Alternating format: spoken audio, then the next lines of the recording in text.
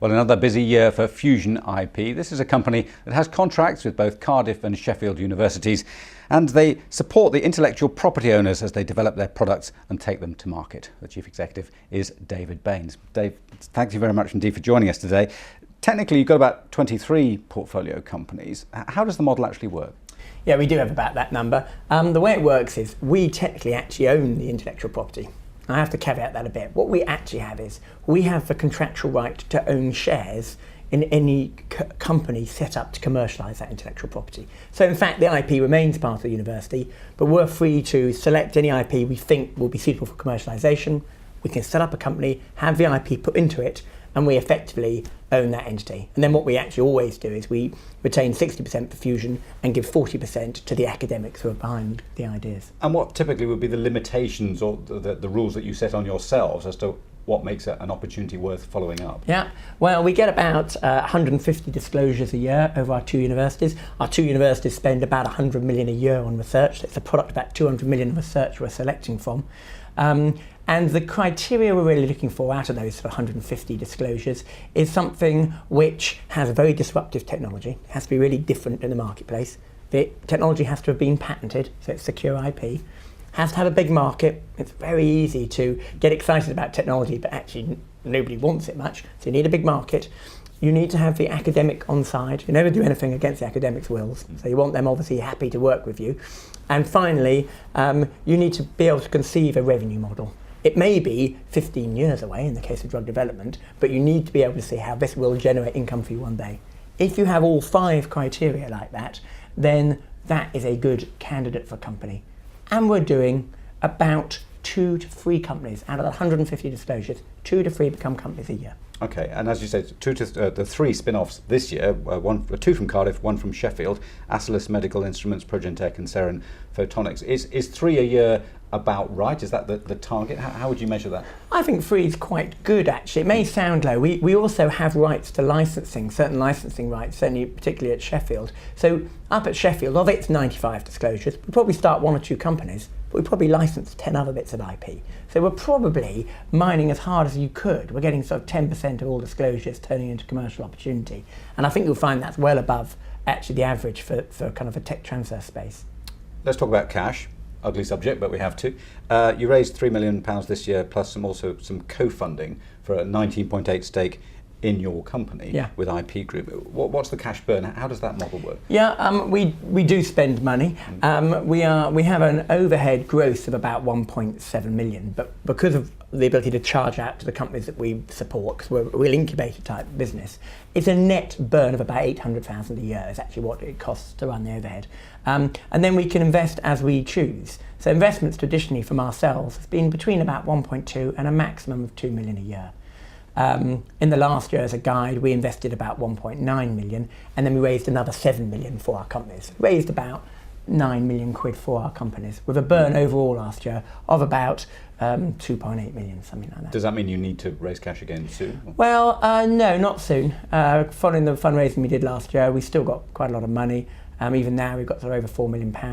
And at some point we will anticipate getting exits from these companies. Some of them are quite mature, some are very profitable. And in time we will get exits and generate cash and be, we hope, a self-sustaining model. But you also have an £800,000 licensing deal with Sheffield's Medical Physics. Is this going to boost cash flow, become a significant revenue stream, or is this a one-off? Well, that particular deal was actually a one-off. It was an interesting license deal for one piece of software which we licensed for 800,000. That particular one was a one-off, but then there's new disclosures coming all the time. So this year, again, we're working on at least one that's not quite as big as that, but in the hundreds of thousands. So we are expecting the income from the licensing side to grow. And our objective, and it will take another couple of years, is to extinguish the remaining overhead. So generate enough license income, but there's really no net overhead cost. That's what we want to achieve. Okay, and in terms of results, pre-tax losses in October cut to just 1.6 million, but if you take out the spin-out costs and the amortisation, you're actually making a profit of 2.5 million. Yeah. The CFO, I hope he's talked to you about this, says you're going to make a profit this year. I mean, is that the aim, profitability this year? Yeah, I think that's fair. I think you have to be a little bit careful, but that is the objective, absolutely right. And it may sound like funny money perhaps, but our P&L is interesting in that the actual only cost is that net operating cost I've talked about. The rest is an amortisation charge, which relates to the shares we issued to the university initially when we did our deals. It was not a cash item. And then our share of these subsidiaries. We own so many companies, so many we own more than 50%. Those ones you actually consolidate into your own results. So it's not our money going through the P&L, it's the money of all these separate companies. Right. So you've got about 1.8 million of that. So certainly when you eliminate that, we already are generating a positive return. So what's the message to investors then? Why invest in Fusion IP rather than wait for the spin-off companies? Yeah, well, the reason for that is you probably struggle to get access to the spin-out companies, quite frankly. Don't get me wrong, if anybody wants to contact us and invest in our companies, we'll talk to them. But it's much more tricky investing in early stage companies. This is portfolio play to some extent. You have 24. Being quite honest, they won't all make it. Out of that 24, probably a third will probably never make it. And a third may only break even, get return on what you've invested, but a third will make good money.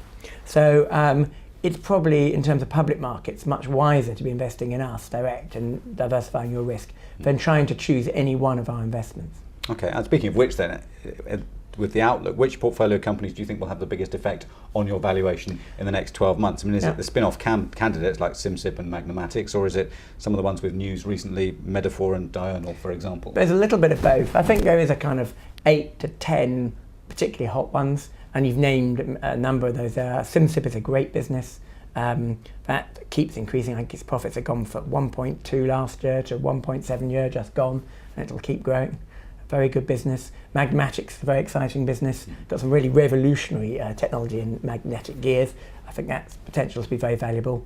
Phase Focus, another particular favourite, which is lensless microscopy. It's microscopes, it doesn't use lenses, getting some remarkable results there.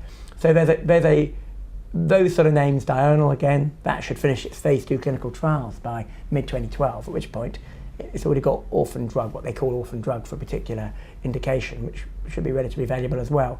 So there's a group of those names that I think could all add value. Okay, interesting times ahead. David Baynes, thanks very much indeed for joining us today. You're welcome.